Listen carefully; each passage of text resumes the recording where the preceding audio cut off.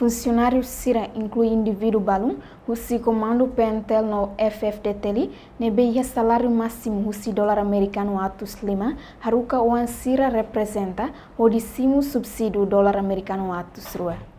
O jornalista Sira e Comando Geral PNTL sexta-feira loronça no Loressing nen, fulan dezembro, tina rihun rua no Loressing rua, comandante geral PNTL comissário Faustino da Costa, hateteng, membro balung nebe viola lei, o décimo subsídio dólar americano atus rua, seiha tamba processo.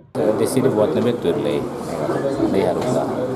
Agora, sema que la saída dan betul tidak. Abang baru quando ia processo rumah dia responsável perante lei e pessoal lá o senhor. Segundo, quando isso acontece não sabemos salamos processo interno da família kita reser mais lei harus. E Sorin Seluk, Sefesuku Bidau Santana João Paulo informa, acontece duni funcionário balão, o salário máximo haruka oansira representa o décimo, incluímos oknum PNTL no FFDTL balão. Salário balão bot balão haruka mais daruma balão ya comandante PNTL, walau como nanti FDTL, semai kita harus berseru kita harus nuang fila, fila sebenarnya sekarang ini kita harus kita nipai mai simu deh, ia acontece, ia mesti harus kita harus intervensi kita, salah ini bos, kita harus ke fila na ia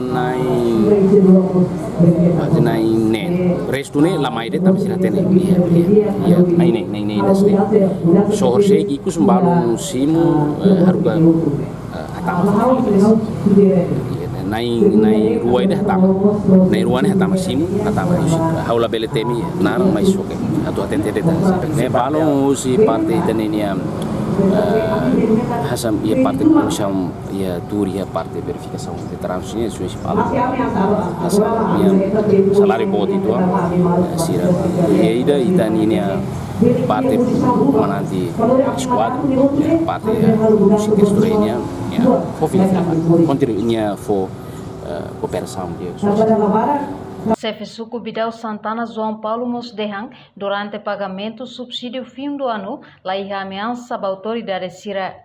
Reportagem da Vera Televisão Timor Post.